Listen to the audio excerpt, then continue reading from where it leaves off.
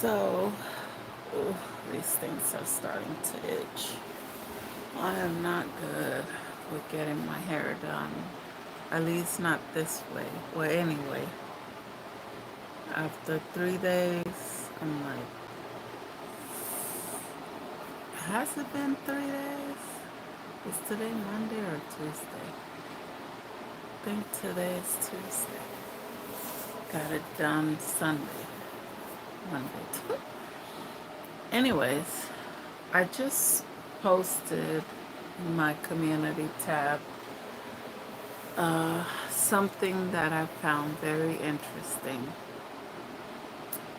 Um, if you were here around September this year, I posted a video where I looked really normal. I felt back to normal, I should say. Um, and I was going on a boat adventure to a karaoke thing. But I did do a live saying that I had a panic attack, anxiety attack, some kind of attack. I was freaking out all week before it. I threw up the night before. I was crying, shaking, and I told the person I was dealing with, and because they were so wrapped up into somebody else that they called a friend, he was really insensitive. He didn't understand. Um, and he wasn't trying to understand what I was saying. He just thought I was being childish or like extra dramatic. But I just saw a clip um, on Instagram and I posted it on the community tab. I guess now they're doing more and more studies on women and some of the stuff that we go through that's not talked about, that's not understood. And I thought it was very interesting. So, hey, um, I thought it was interesting because they were saying that women suffer from PSD, whatever, traumatic stress disorder after becoming moms. Okay. Oh, thank you. Is it the braids? You're calling me beautiful. Okay, don't distract me, guys. Don't distract me. I'm not going to read it. Um, and the funny thing is, if you talk to either one of my son's father, they would tell you I was very outgoing, very outspoken. I'm still outspoken, but I was very outgoing, very adventurous. And even if you talk to Mr. G, I dated him before becoming a mom. And even Jafar, my ex-husband saw a little bit of that. When he first met me, I was that old me, like fun, going, just out for fun. And then I kind of try to settle down, become this Christian mom that I had in my head, this idea of what I was supposed to be as a good example for my kids, blah, blah, blah. And you get so wrapped up in being like a good mom and thinking about all the things you have to do for your kids. And now this is if you're a good mom, if you're a caring mom, if you're a responsible mom. There's moms that don't have to deal with this. I remember when I first said my son in the hospital after having my oldest. The first time that it slipped out of my mouth, I was speaking up for him. I was fighting for him. The UW hospital took him somewhere. They wouldn't tell us where. They were supposed to take him and circumcise him. They weren't supposed to let students try out on him. His dad was supposed to go with him. They talked him, after they walked out of that room, they talked him out of going. I was so mad when he walked back into the room. I'm like, where's Ajani? Where's our son? Oh, they said you could. I said, what? What? What do you, you're his dad. What do you mean that you can't? Oh, I was so mad. I wish he knew he had power. Like he didn't know he had the power to step up and speak for his son. And I didn't quite feel like a mom because there was this nurse. She was this older little white lady. She fell in love with Ajani. She was there every second that she could. She would skip on seeing other babies. Oh, I want to see. I need to bathe him. Can I feed him? When I was alone with Ajani, she was there. So I didn't really feel, and then when I had him, I had an allergic reaction to something that they gave me. So then I was like full of rash, and they had to cool me down. And I had a C-section, so I couldn't really like do too much. Let me tell you something. I don't know how, and I wasn't scared. The first time that I felt like a mom, I became whatever you want to call it, a bear mom, a monster mom, whatever you want to call it. I know I grabbed that little hookup thing. They have all that crap to your arm. They had the IV. I pulled whatever I could off. I said, if you guys don't bring my baby to this room right now, or let his dad go with the doctors, we are gonna have a problem. I am gonna walk this damn hallway until you guys give me back my baby.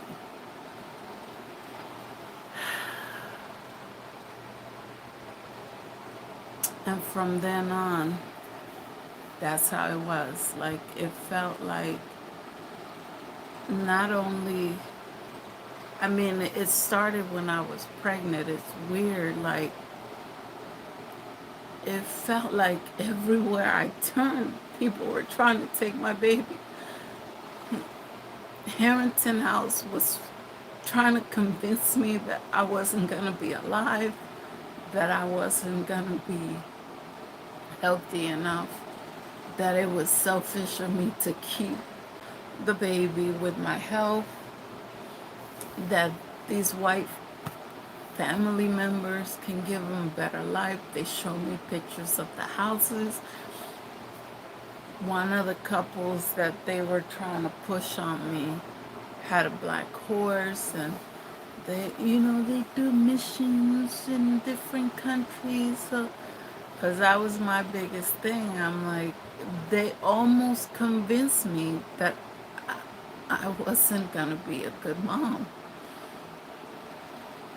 or that it was selfish of me to think that I was strong enough and healthy enough to bring a baby into this world. And now that me and his dad weren't getting married, we have plans on getting married, doing the family thing the right way. And that wasn't happening because here I was in a shelter. We couldn't even live together. I think I only lived with him for about a week or two, and I had to get up out of there. It was just too much controllingness and too much jealousy, and I lost my first pregnancy. I didn't want to lose my second. So I was already like 4 months by then. I said, okay, I'm over the hump of miscarriage, but you never know. So for the sake of the baby, I just decided that, it wasn't safe for us to live together, and I try to find the next best thing. And I used to be a deep sleeper.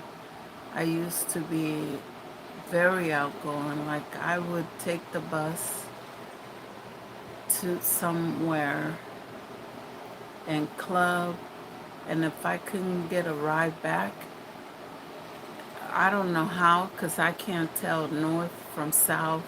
Like, people be like, oh yeah, walk this way and go south, go north. They act like I'm driving when I'm trying to get direction. Even if I was driving, I would still be like, just tell me the fucking streets. Like, turn left on Jefferson. Like, what? You know, I would end up walking home. Like, I wasn't scared. And part of that, it's not even that I wasn't scared. It's just I didn't care. I cared about myself, but I didn't care about life. And when I had to speak up for my son, oh, by the way, I did get up. I grabbed my belly so the staples wouldn't come out. Back then, they did staples. So the staple wouldn't come up. I grabbed my belly. I grabbed that, the what's it called? The IV. I unplugged everything else. They were beep, beep, beep, beep. Oh my God, what are you doing? You're not supposed to get up. Get up. That was only hours, I think a few hours after I had the C-section, so I definitely shouldn't have been up. But I couldn't believe that I was the only one that thought that this was some bullshit. I was so mad that the dad didn't speak up. I was like, why the fuck are you so soft? Why are you like letting these assholes telling you that they're gonna take your baby and you can't go with them? Like, no, no. I was like, luckily with Harrington House, there was other women, obviously moms and moms to be. Two other girls had babies right before me, and both of them, one of them had their aunts go to do the circumcision. The other one had a friend or something. I don't remember, but they had somebody that went. So I already knew that no matter what, and if they say no, oh, we have people faint or whatever, shoot. The second one that went in said that she asked for a chair for her aunt. They gave her a chair, and that was fine. So I told the dad, I said, look, don't let them take the baby. If they say anything about you fainting or whatever, ask for a chair. Do not, if they can't let you go with them, then we'll wait. We'll wait until he's 2 weeks, and then I'll just pay for it. He let them take him. I'm like, oh my God. So anyways, the point of the thing that I just posted in the community was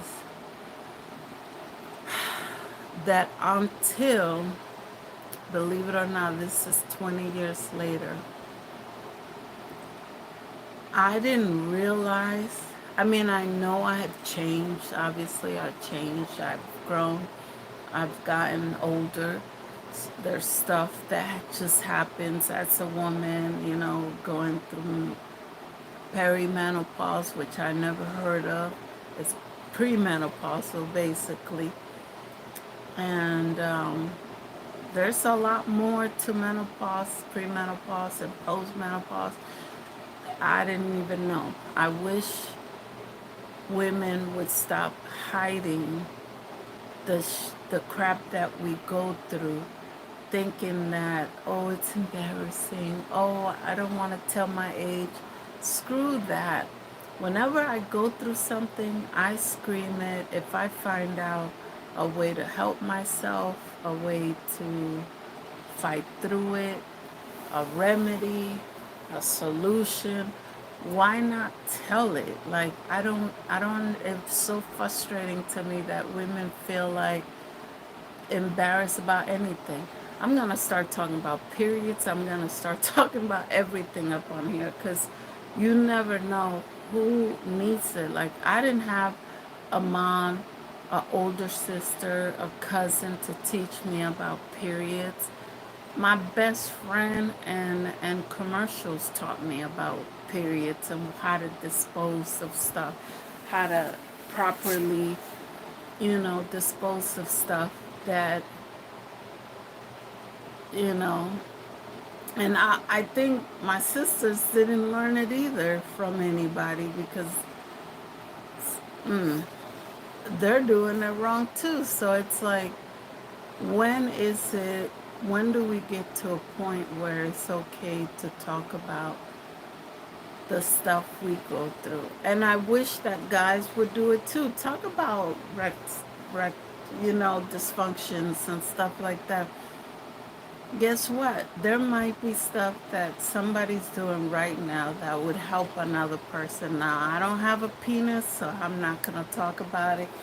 But I'm just saying, it's normal. It's not embarrassing. It's embarrassing, I guess, if you're putting it out to the world and somebody's trying to embarrass you about it. But it's normal stuff. But anyways, getting back to my story. So here I am, September 7th, freaking out. I get to the point, I'm shaking so bad, I'm about to pass out. My son grabs me. I ran to the bathroom. I like throw up a few times. And I'm like, and I'm really trying to talk to the person. You know, we did have a fight before that time, and I know he was upset, but, and I was trying to be understanding of his coldness, but I was like, I kept trying to tell him, like, look, I need you right now. I need you right now. I need you not to be mad right now. Like, just for this moment, can you just be soft? Can you just be there? And I realized, damn, what happened to me? Like, I used to be so outgoing. Like, this would be nothing 20 years ago. Or if I didn't have kids. Like, and it wasn't so much having my oldest. My oldest, I remember still going out, still not like that. But, you know, I had a little anxiety, because now it's like my brain started seeing stuff that wasn't happening. Like, oh, if I don't hold my baby's hand, he could cross the street and get run over. Like, I would literally see it in my head like a movie. So then it's that third way thinking start. Okay, let me do this just in case of this. Let me do this just in case. Let me pack this.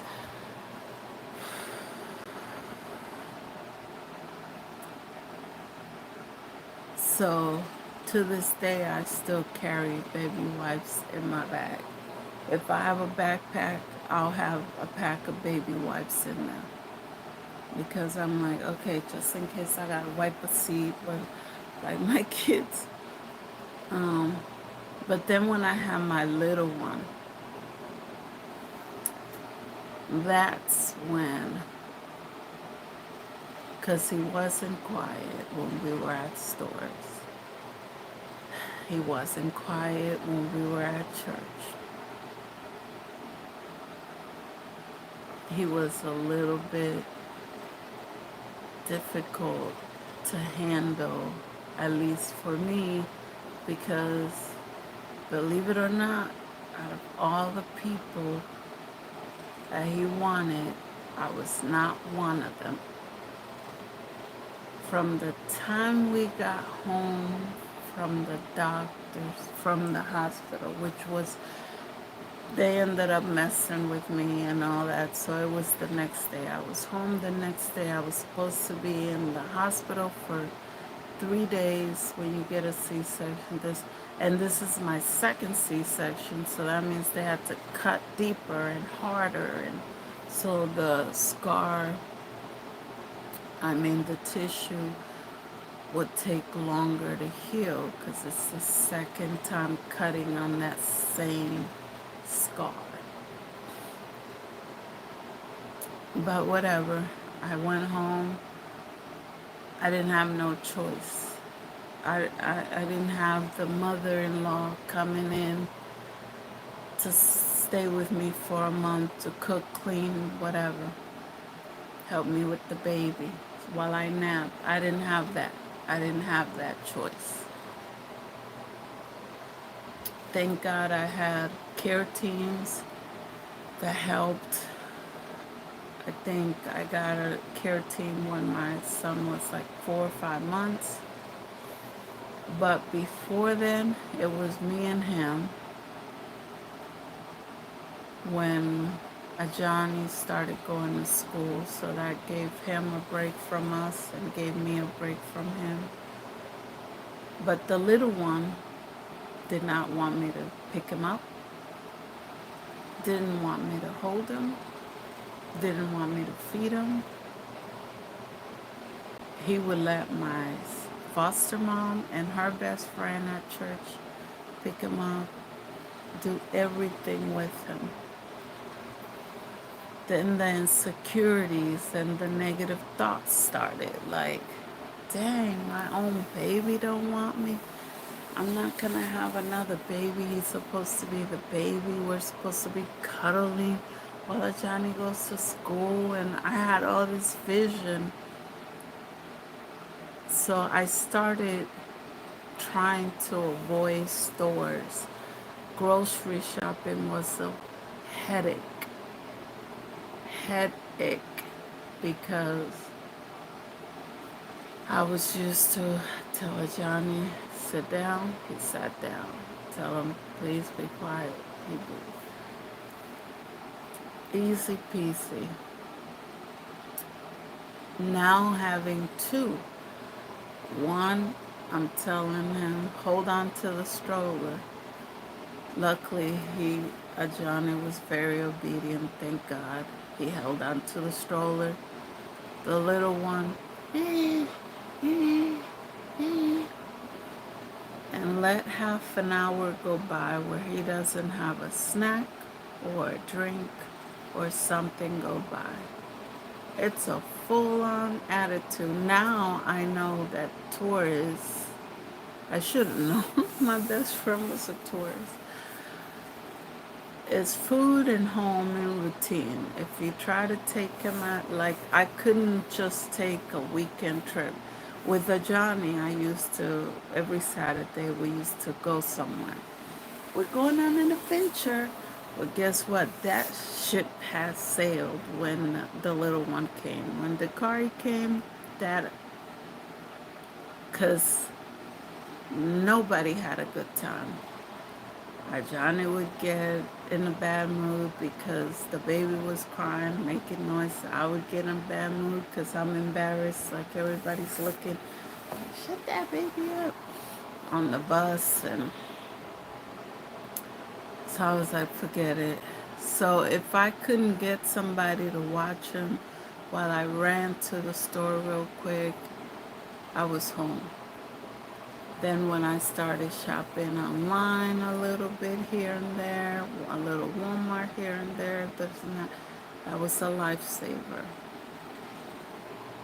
Um, or somebody would take me to the store real quick so I can be right back, half an hour, boom, boom, boom.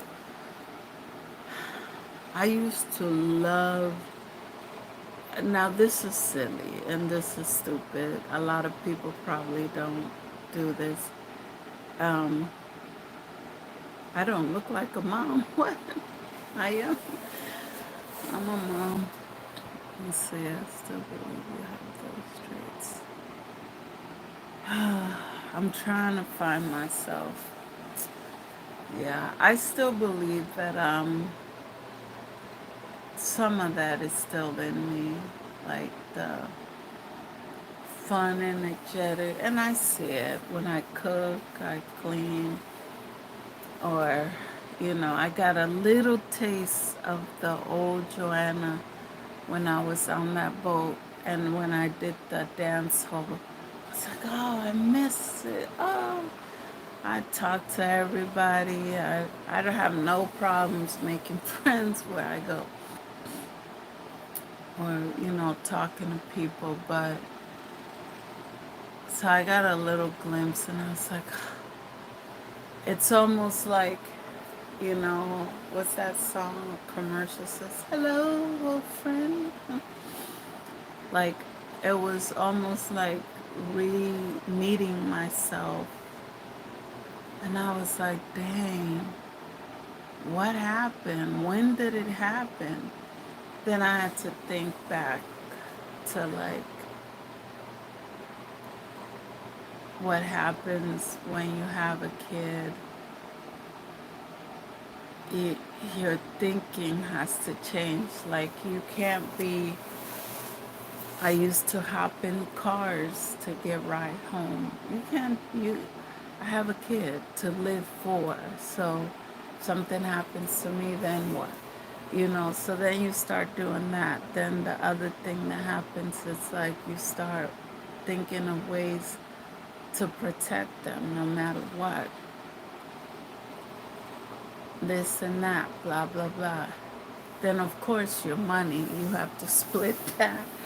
That's the least of the concern. All the things that they go through, all the ear infection, all the children hospitals, finding out that my son had sickle cell trait.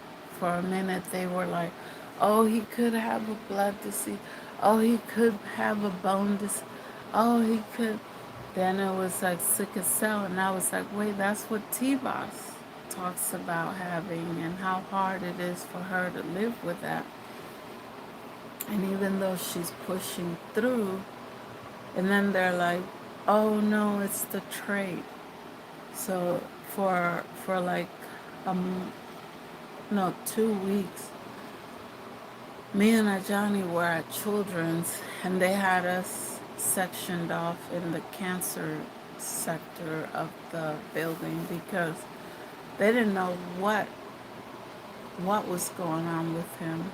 All I brought him in was with a sprained ankle because he got his legs cut up in between the bars in the crib, and I think he tried to get up without taking his leg back in, like sitting up. So he kind of sprained it. And then one thing led to another, and we were there for like 2-3 weeks. I had to quit work. I had to quit school. You know, like how could that not affect you, and how could that not give you PSD or whatever it's called?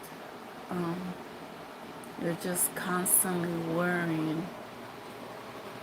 You know, Ajani got a lot more ear infections, and then they both had not asthma. Ajani had asthma, so that was another thing. Then we went to the Japanese garden, and he caught a rash. Went to what's the hospital down there in Madison? Swedish, I think it is Swedish. We rushed, well, we walked to Swedish from, we used to live on 1819 and Madison. We walked down there because I thought, well, maybe that would help him in my weird mind. By the time we got there, they were like, "Oh my God, he had a bad allergic reaction to something."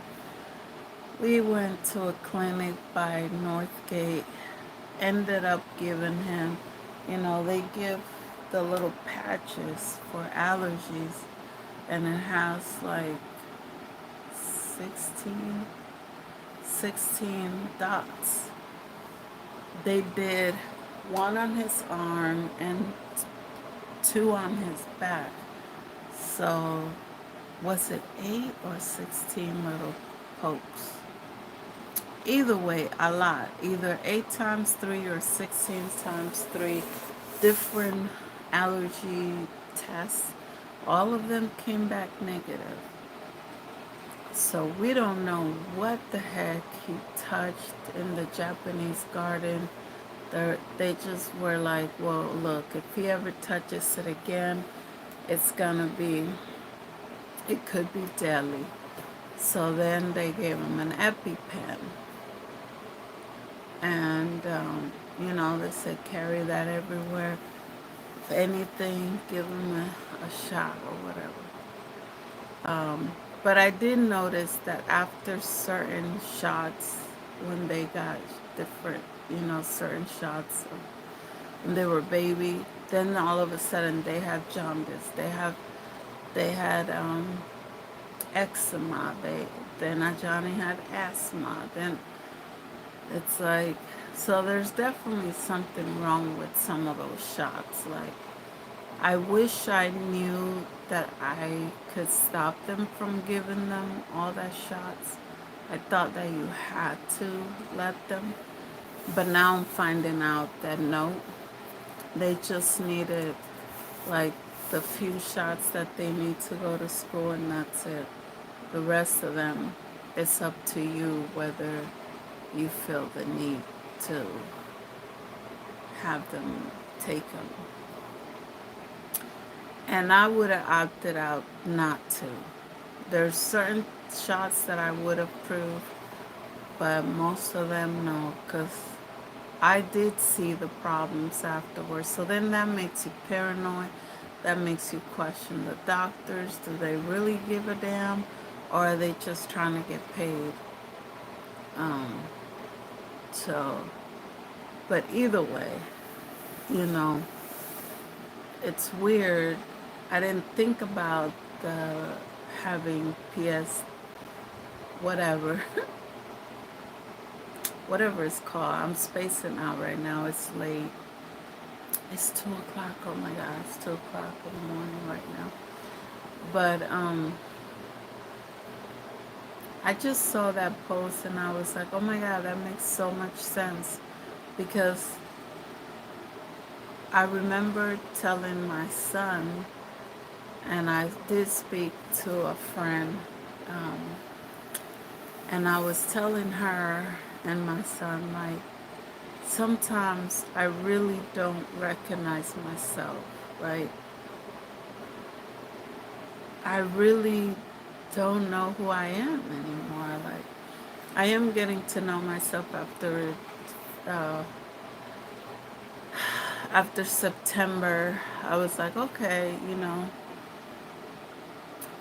like, it's not that I don't have any personality. I know I still have some of that in me. But the whole, like, panicking about going out by myself for the first time in 30 years probably, because even when I was going out by myself, I still had a girlfriend or a boyfriend, or I never really, I mean, I might have, well, no, I did go out by myself when I was 16. From 16 to like 20, I used to go out by myself. And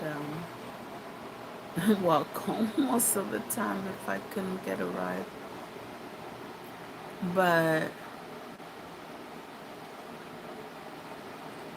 no, not 20.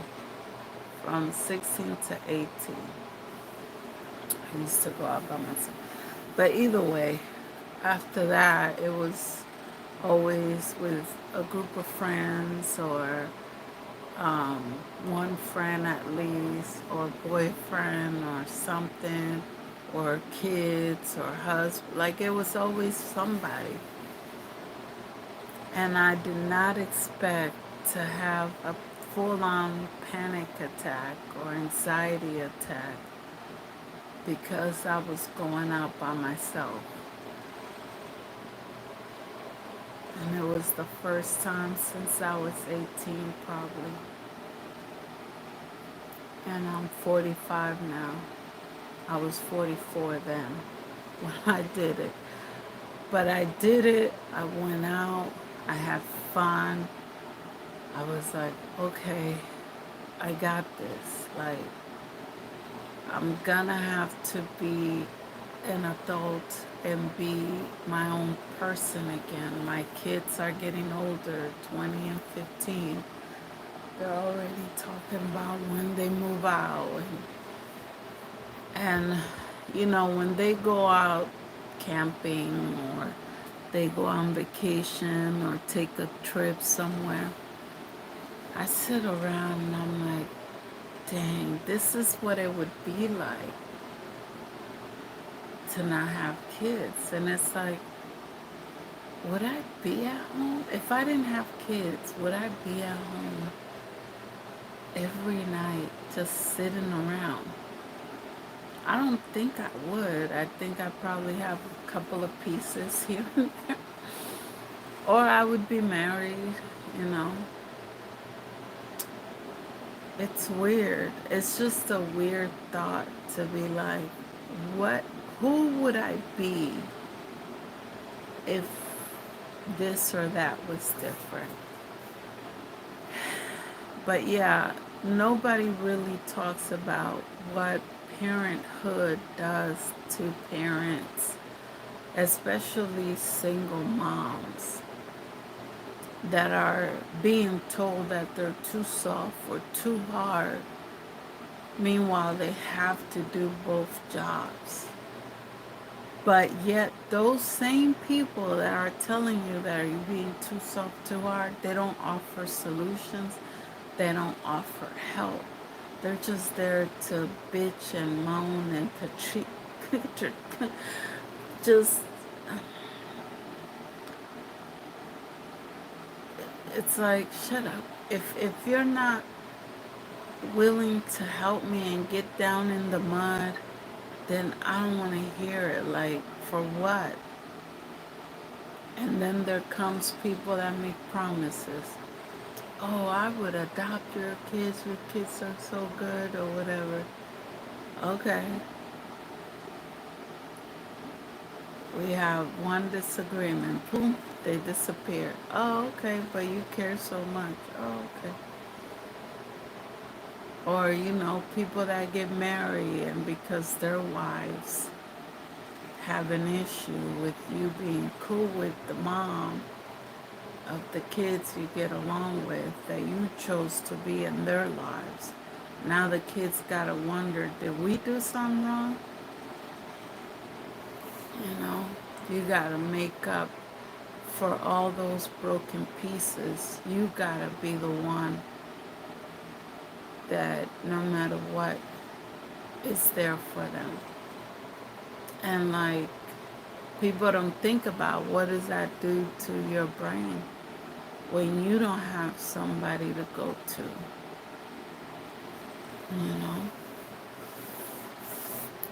So I'm gonna have fun rediscovering myself and try to find out maybe single moms group that is just moms, no kids, meet up. I did see a couple. They were like, oh, we're going to Green Lake. Yeah, we're going to do 2 rounds around Green Lake. I said, Um, I was thinking, shoot, if I could do the rounds on a boat, I'll just go back and forth. Or I'm thinking to myself, maybe I can be the umbrella holder and I'll just see you guys when you loop around. I was like, how I just want to meet a mom's group that want to go to winery or want to go to like wild waves, fun stuff that don't take all that work to do.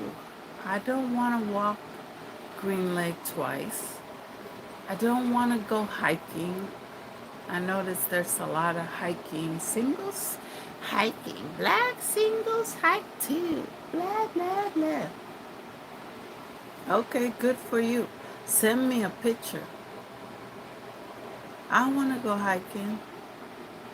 I want to walk Green Lake twice. I just want to meet a cool moms group. They want to do arts and crafts. They want not a freaking grandma group, not a Golden Girls group, which actually, you know what? I don't even care. At this point, I wouldn't even care if it's a Golden Girls group. They might be more fun actually, less drama. As long as you allow me to have a glass of wine, a bottle that I can finish by myself without judgment, then we're good. Like, let's get together. Like, I was trying so hard. I posted a post and I tagged like 5 ladies. I was like, ooh, let's do our own wine, sip and paint. I was willing to buy the paint, buy the equipment, everything. I mean, I don't know. Right now, I wouldn't be able to. But I'm just saying, like, I was planning to get something every month and then maybe like every 4 or 5 months get together, do arts and crafts. I was so excited. And I was like, look, I know some people don't drink, whatever, whatever. Fine, you bring your own drink. Like, you can bring water, you can bring juice, you can bring whatever. Just as long as you know I'm going to have my wine. Because that's what it is, sip and paint. You're supposed to be sipping on something. These dry ass bitches over here. Only one responded, or two actually. Two. So wait, was there? Yeah, there was two that didn't respond, and two that did. The one that was like, "Oh yeah, we can use our house. You can use our house," and I like her and all, but she voted for Trump, so I'm like, after that, I was like, nah, we ain't doing that. Um, and then the other one, you know, she's so concerned about COVID, and it's just frustrating sometimes. Like, I noticed there's two people that come to my house more than and when I do invite them to come in, they just don't. They're like, no, no, no. And I understand, it's different coming into my house or whatever, but I don't know. Sometimes it bothers me. So I was like, well, since it's just me and you, why don't we rotate houses? Like, I have enough space for 2 people. I just didn't have enough space for like 6 or 10 in case everybody that I told them about the sip and pain wanted to come. And no, we can,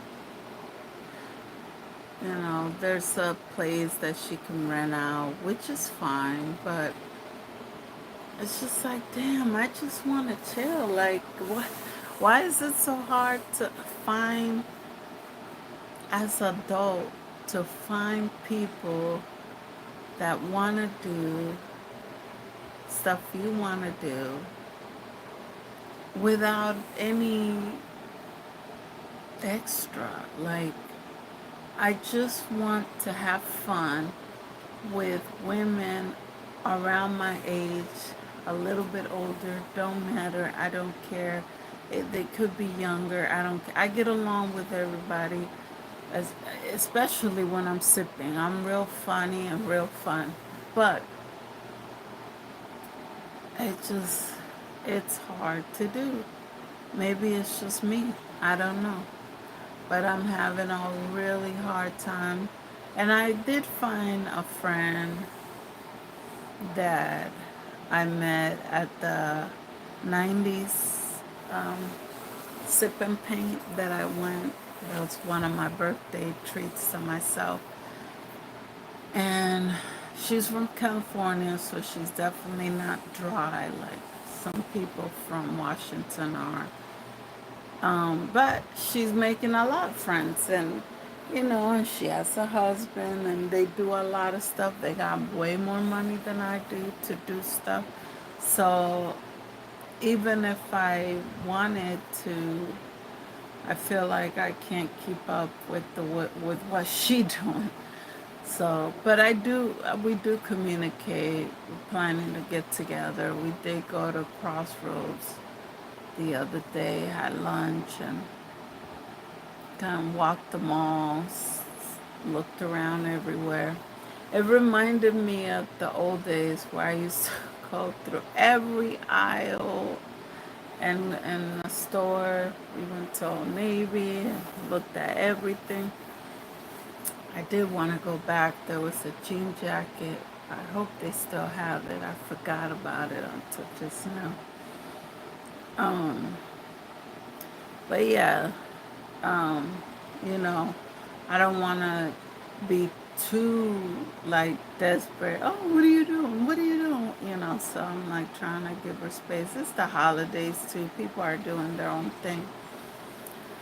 But maybe I do need to join like the the active group, the little moms group that I saw. They had a couple of meetings. They had one at Green Lake, and then they had another one that they were doing somewhere else. And I was like, oh, that sounds fun. But then I get to the point that it's like, oh, my bed sounds better. My bed sounds better. So, yeah. But yeah, just, be gentle and don't, if you're dating a mom with kids, please make sure you don't tell those kids stuff that you don't plan on doing. Don't make broken promises. They already dealt with either a dad or other people not showing up for them or not being what they're supposed to be to them. They don't need a stranger coming in. You've known them for 6 months, a year, 2 years. They don't need that. You say you're gonna text.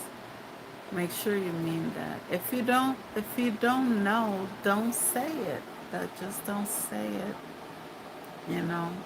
That's one thing, like I said in my other video, I never block my kids from communicating with somebody if somebody wants to communicate with them. That's not that's not who I am. That's not how I move through life. I don't move with hatred. If something didn't work out or I stopped talking to somebody for whatever reason, I don't hold that and it spills over to my kids.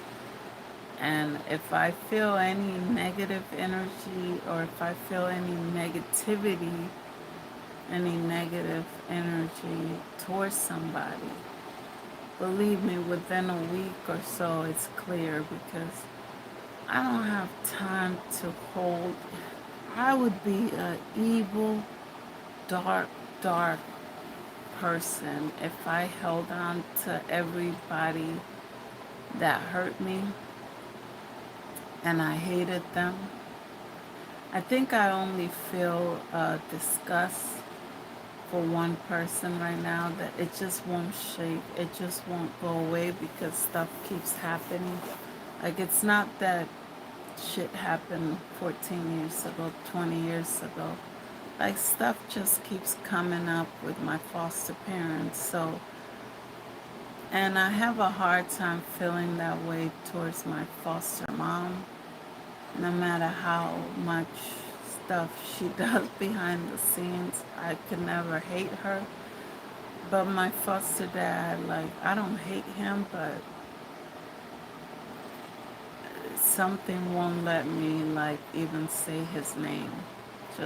I just feel like something. And I can't describe it. Um, I think it's mainly because he does so much slick stuff and he gets away with it because he's a pastor. And then if I ever try to speak on it, I look like I'm lying because they also do a lot of good things for my kids or for me with the kids. So then it looks like, wait, what? What is she talking about? So it's gaslighting. Like, they really are good at gaslighting the fuck out of me. And kind of putting those glasses or flashing that light and people just don't see it. They can't see it because doesn't happen in front of them. So because of that, it's hard to forgive them when stuff keeps happening.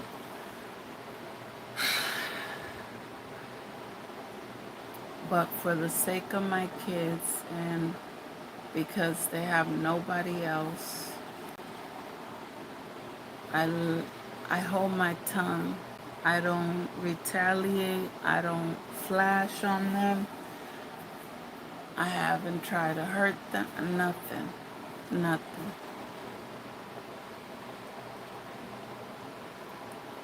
But, you know, it's a normal human reaction to have some kind of like, oh, frustration. But I don't hate them anymore. I just understand now that they're not really my parents. They'll never be my parents. They'll never treat me like their daughter. So that's part of healing, is figuring out all the titles and moving on from hopes and whatever fairy tale you had in your head. You have to kind of move past that, and the reality is they are who they are. They brought me out here, and maybe that was what they were supposed to do. They were supposed to take me out of New York and show me a different life. And thanks to the skills that I've learned as far as survival skills, I was able to find my way through programs and what caseworkers, and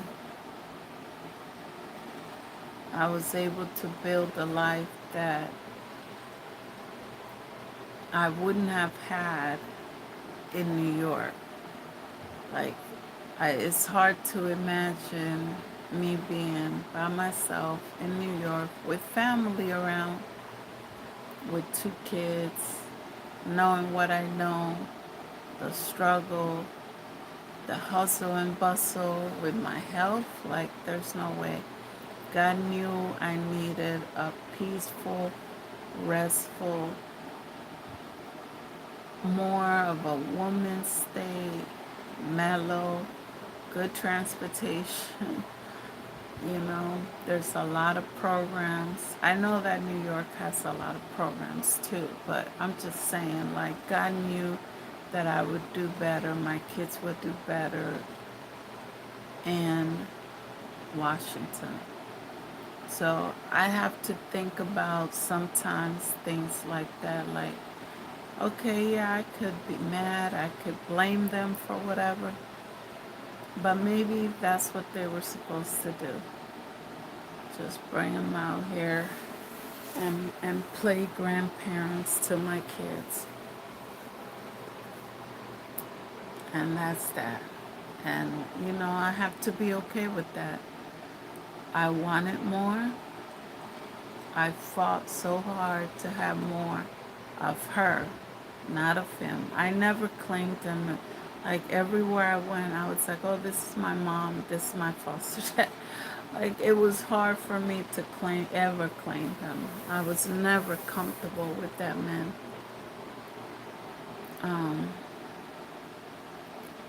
but, you know, as far as getting to know yourselves, like, I think that that's what your 40s and your 50s are about. It's that freedom, the rebirth, basically. Rebirth. You're giving birth to yourself.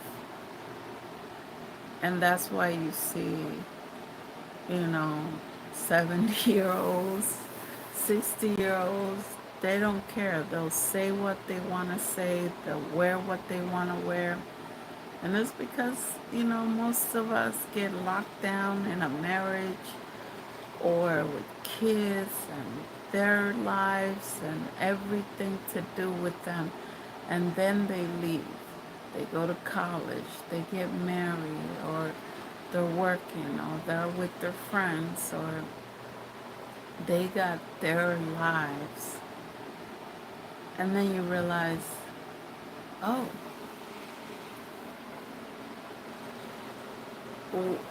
what what am I supposed to do now?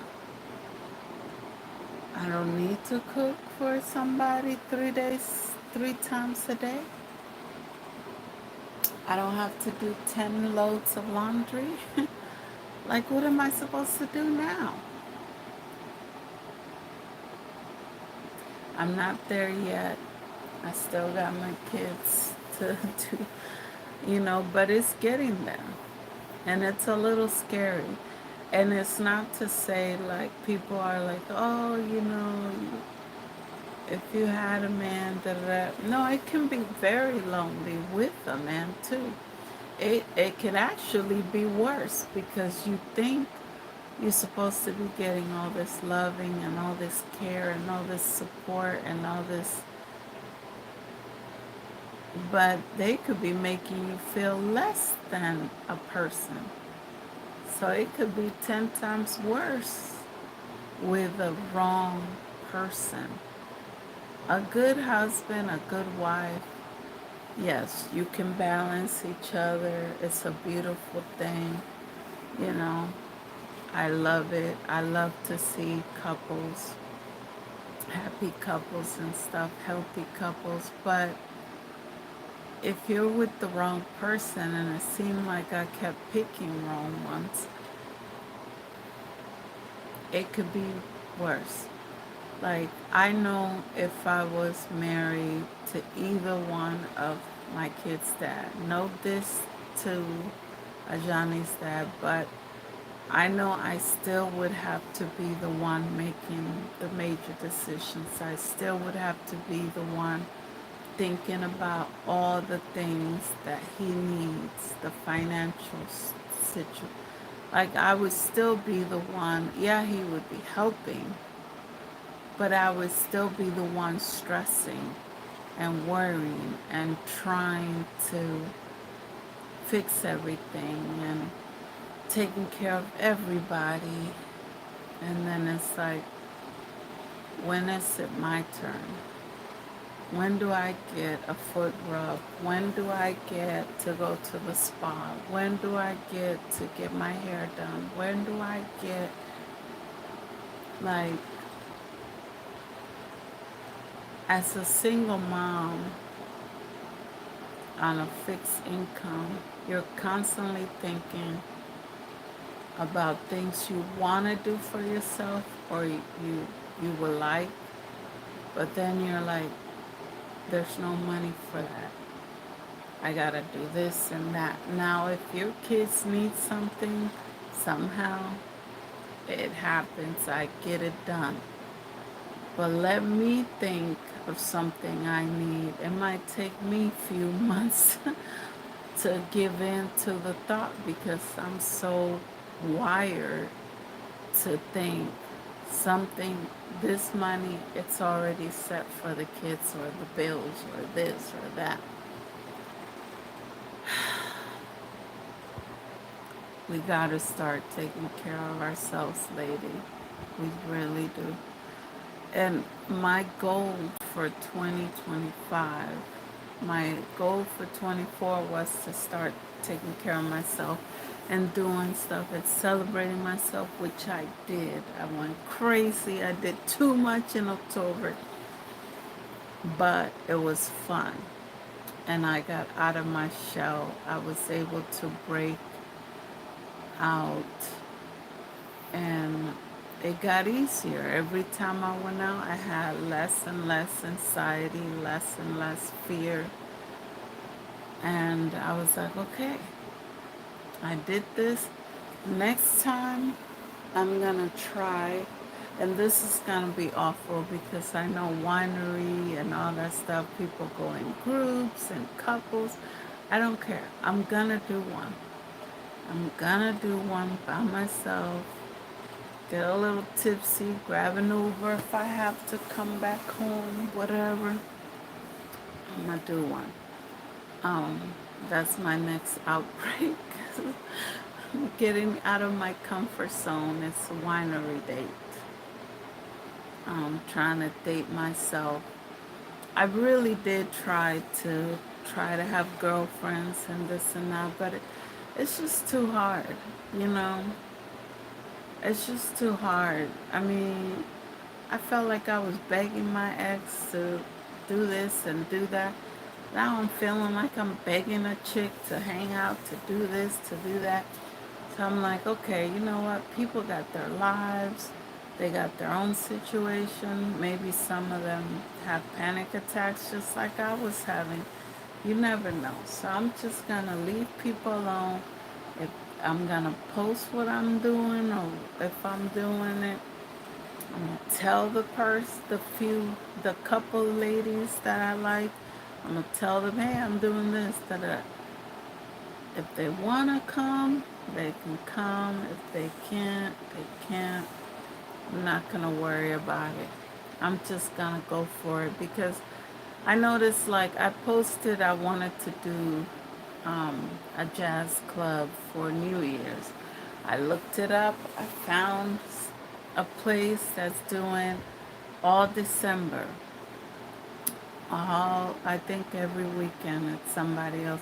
I don't know too much about jazz. I just know I've always liked it when I saw it in the movies, and I thought, oh, that would be a cool date, just real classy bass. Put on your little outfit, maybe go into like a costume type of thing. Um, I would I would have fun with it. If I was going on a date, I would request us to be in 40s gear and just go full on with the little stick and cigar or whatever, cigarette. Just I imagine Lucy, darling, dog. I would go full on. But anyway, so I posted, and of course, two chicks went, oh, we wanna go, we wanna go. And then one is like, oh, it's too far. Oh, it's too expensive. Oh, it's like, oh my God. Didn't I say it was gonna be in Seattle? Didn't I say it was gonna be for December? So I'm like, it's so discouraging. It's so discouraging to share stuff with people, and of course stuff came up. My son He's going on a trip soon, so it's like, okay, we gotta put that to the side. We're not gonna be able to do all that because I would have to make sure that I definitely would have to make sure I have Uber money because there's no way I would be driving nowhere down there and or having somebody pick. No, I'll just, and then plus whatever we spend there. There's food, there's drinks, so all that good stuff. And for New Year's, it was Kenny G, and I did remember hearing that name a lot when I was dating Mr. G. He used to love jazz, and that's who got me into it. At first, I thought it was like an old man thing, but I was like, oh, it's actually really relaxing. And now it's actually motivating. Like when I put it on, there's times I just don't want to hear words, but I still want something in the background. I don't want dead air while I'm cooking or cleaning or even just organizing or painting my toe. I don't know, doing anything. I'll put jazz or whatever, instrumental music or whatever. And of course, Kenny G song for New Year's Eve. And of course, that's the highest ticket because it's New Year's Eve and it's Kenny G, a recognized, you know, a well known guy. So I'm like, okay, that's not going to work. But now I know for next year I can plan ahead and I'm definitely doing something big for New Year's. If I don't do that, I'm going to be up in the needle something. I'm definitely going to plan to make sure I'm out of the house. I love being in the house, banging pots and all that in New Year's, when the New Year's come, but I deserve more. I deserve better. You know, I came close to death twice. Like, I want to live. If I'm going to live, I want to live, like, out loud. So anyways, I guess everybody's asleep. I don't see nobody here. Is anybody else here? Hola. I wonder why he said I don't look like a mom. I know the braids got my face pulled back. It's like a facelift. But I am 45. Believe it or not. I am 45. Let's see what else. My lips. Oh, these dried old things. Thank you. Mr. Gamer, you were... Oh, deleted a message. Hello. Well, I hope you're off age, Mr. Gamer, because you were over here flirting by yourself. Anyways. Well, either way, thank you for watching. Thank you for listening.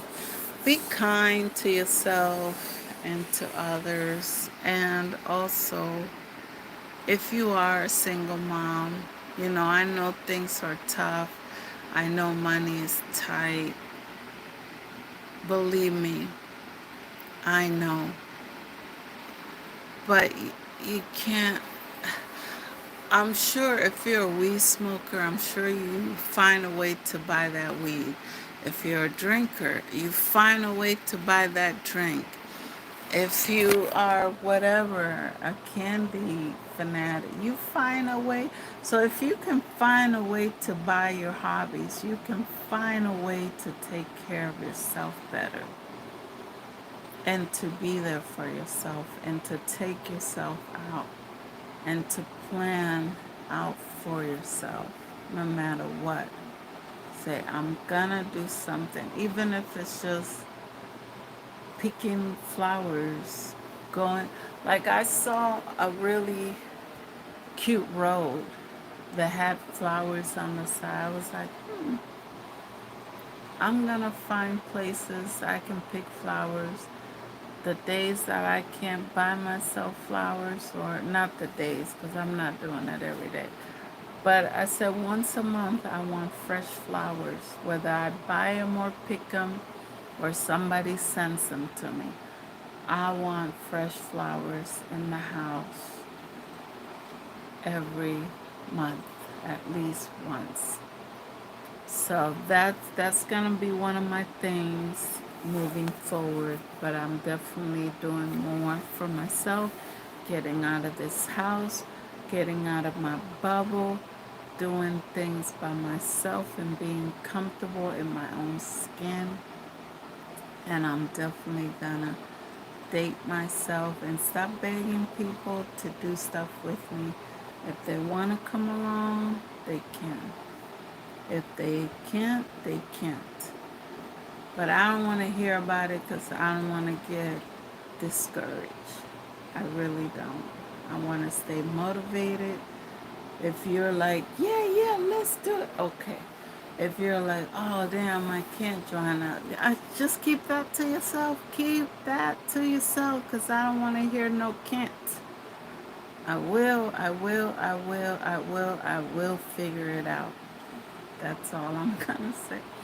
If it's not today, if it's not this week, I'll try again next week. If I can't do it that week, then I'll try again. But I will. That's the word of the day. I will. Anyways, I'm sleepy. It's 2:30. Let's go to bed. Boy. Subscribe.